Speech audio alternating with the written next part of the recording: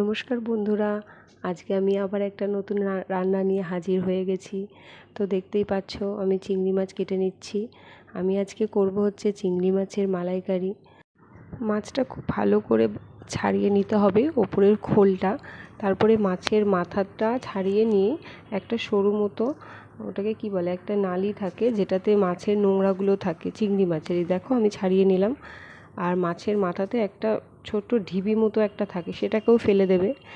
আর ঘিলুটা তুমি রেখে দিতে চাইলেও তোমরা রেখে দিতে পারো। ব্যাস, মাছ ধুয়ে নিয়ে পরিষ্কার করে দেখো এখন নুন হলুদ মাখিয়ে নিচ্ছি। এরপর আমি কড়াইতে তেল দিয়ে দেবো। দেখো তেলটা ঠিক ধোঁয়া উঠবে, সেই সময় আমি মাছগুলোকে ছেড়ে দেবো। মাছগুলো কিন্তু আমি খুবই হালকা ভাজবো। চিংড়ি মাছ বেশি ভাজা ভালো লাগে না খেতে, নরম থাকে না, তো মাছগুলোকে আমি হালকা ভেজে আমি তুলে নেব। আর ঠিক ওই কড়াইতেই আমি আরও 3 থেকে 4 চামচ তেল দিয়ে দিলাম। তেলটা যেই ধোঁয়া উঠছে ঠিক তখনই আমার এই ফেভারিট গোটা গরম মশলা, সাথে একটা তেজপাতা আর একটা হচ্ছে শুকনো লঙ্কা ফোড়ন দিয়ে দিলাম। ফোড়নটা যেই একটু রেডি হয়ে গেল, আমি কিন্তু একটা গোটা পেঁয়াজ বাটা দিয়ে দিলাম।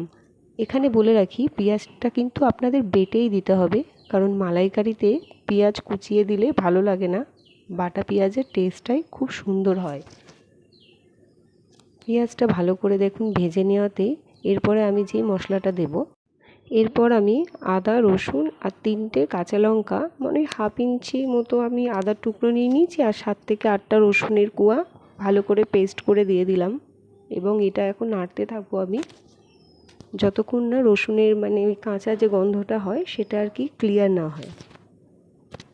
এরপরে এটা আমি ভালো করে নাড়াচাড়া করতে থাকবো। নাড়াচাড়া করে আমি দেবো হচ্ছে কিছু গুঁড়ো মশলা, যেরকম ধনে গুঁড়ো, জিরে গুঁড়ো, হলুদ আর অল্প একটু লাল লঙ্কার গুঁড়ো ভালো করে দিয়ে দিলাম। দিয়ে দেখুন মিশিয়ে দিয়ে এটা আমি নাড়াচাড়া করতে থাকবো। নাড়াচাড়া বেশ করতে করতে আমি কিন্তু এরপর দেবো হচ্ছে একটা গোটা টমেটো, সেটাকেও আমি পিউরি করে নিয়েছি। এই যে গোটা টমেটোটা দিয়ে দিলাম, এটাকেও আমি খুব সুন্দর করে নাড়াচাড়া করব। নাড়াচাড়া করার পরে এই টমেটোর যে কাঁচা গন্ধটা সেটা ক্লিয়ার,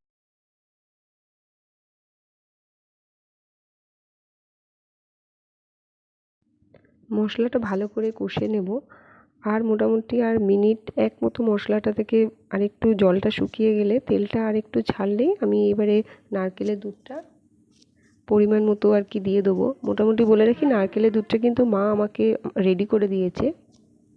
নারকেলের দুধটা বার করতে বিন্দুমাত্র কোনো অসুবিধা ঝামেলা কিছুই হয় না। নারকেলটাকে কুচিয়ে মিক্সিতে একটু জল দিয়ে নেড়ে মানে ঘুরিয়ে নেবেন, তারপরে দুধটা ছেঁকে নিলে আপনার এই দেখুন দুধটা রেডি হয়ে গেছে। আমি তো এইবারে কড়াইয়ের মধ্যে আর কি দিয়ে দেবো। আমার মশলাটাও প্রায় রেডি। নারকেলের দুধটা অনেকটাই ঘন হয়, সেই কারণে আর এক্সট্রা করে কোনো জল দেবো না। আমার মেন এটাই গ্রেভি আর কি রেডি হয়ে যাবে। একটু নেড়ে চেড়ে দিচ্ছি। মশলাটাকে দুধের সঙ্গে ভালো করে মিশিয়ে নিলাম, একদম নেড়ে নেড়ে। এবারে সুন্দরভাবে মিশে গেছে, একদম একটা স্মুথ একটা মসৃণ একটা গ্রেভির মতো রেডি হয়ে যাবে। মশলাটা এবারে একটু ফোটা শুরু করলেই আমি তারপরে বাকি আর 3টে স্টেপ আছে, আমি সেগুলোকে কমপ্লিট করে নেব। আর একদমই সময় লাগবে না চিংড়ি মাছের মালাইকারিটা রেডি হতে। আর বলে রাখি, এর মধ্যে কিন্তু আর কোনো রকম জল অ্যাড করবেন না। জল যদি অ্যাড করেন না, একদমই অতটা টেস্টটা ভালো লাগে না, কারণ একটা দুধের যে টেস্ট চিংড়ি মাছের মালাইকারিতে অসাধারণ। ব্যাস, দেখেছেন তো গ্রেভিটা কতটা ঠিক হয়ে গেছে। এরকম ঠিক এই পর্যায়ে আমি এই যে মাছগুলোকে এবারে ঢেলে দিচ্ছি। দেখেছেন তো মাছগুলোকে মানে ভালো করে ঢেলে দিলাম। মোটামুটি এইবারে আপনাকে মাছগুলো দিয়ে আরেকটু নাড়াচাড়া করব। সুন্দর করে আমি নেড়ে দিচ্ছি যাতে মাছগুলোর মধ্যে আর কি গ্রেভিটা খুব সুন্দর করে ডুবে থাকে। আর এরপর আর কিছু করার দরকার নেই, জাস্ট মাছগুলো এর মধ্যে থাকুক মিনিট 3-4 মতো। এই যে ফুটে উঠলো, এরপরে আমি কিন্তু আর দুটো জিনিস বলে রাখি, আমি কিন্তু নুন এখন অ্যাড করিনি। ঠিক এই টাইমে আমি নুনটা অ্যাড করব। আমি পুরো রান্নাটা কমপ্লিট করে নিয়েছিলাম। এরপরে আমি কিন্তু নুন দিয়ে দেবো হচ্ছে এই যে 1 চামচ মতো আমি নুন দিয়ে দিলাম। আর একটুখানি সামান্য আরেকটু আমি নুন দিই, তো আমি সেটাও দেব।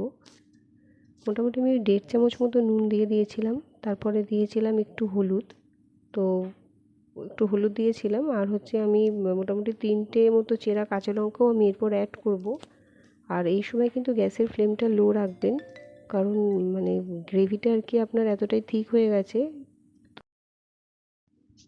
বেশি গ্রেভি থিক হয়ে গেলে আবার মানে পাওয়া যাবে না কিছুই। তো সেই কারণে আপনি গ্যাসের ফ্লেমটা লো রেখেই বাকি আর যেটুকু প্রসেস আছে সেটা আমি কমপ্লিট করে নেব। তো এরপরে আমি দিয়ে দিচ্ছি হচ্ছে মাই ফেভারিট গরম মশলা, যেটা একটুখানি দেবেন নাহলে ভালো লাগবে না। আর সাথে দিয়ে দেবো হচ্ছে 1 চামচ মতো দেশি ঘাওয়া ঘি। তো গরম মশলাটা আমি এখন দিচ্ছি, মোটামুটি গরম মশলাটা একটু দেবেন। এই দেখুন কালারটা আরও সুন্দর চলে এলো গরম মশলা দেওয়ার কারণে। এরপর আমি যেটা দেবো হচ্ছে ওই যে বললাম ঘি। তো সেটাও আমি এখন কৌটোটা খুলে নিচ্ছি, দিয়ে মোটামুটি একটু বেশ ভরে ভরেই দেবো। পরিমাণ অনুযায়ী অবশ্যই দেবেন, কিন্তু আমার এই ফ্লেভারটা বেশি ভালো লাগে বলে আমি একটু বেশিই দিই। তো সেটা আমি দিয়ে দিলাম, ভালো করে মিশিয়ে নিচ্ছি চামচটা দিয়ে। ব্যাস আমার মোটামুটি চিংড়ি মাছের মালাইকারি রেডি হয়ে গেছে। যাই হোক, রান্নাটা তো কমপ্লিট করলাম, কিন্তু এবার তো টেস্টের পালা। টেস্টটা প্রথমে আমিই করে নেব, কারণ এত কষ্ট করে মাছটা কেটে বেছে রান্না তো আমিই করলাম। তো আমি নিয়ে বসে পড়েছি মোটামুটি প্লেট নিয়ে। খুবই সুন্দর হয়েছিল, কি আর বলবো, আমার এক্সপ্রেশনই আমার কথা বলবে। দেখো, চোখ মুখের একটা আলাদাই মজা লাগছে।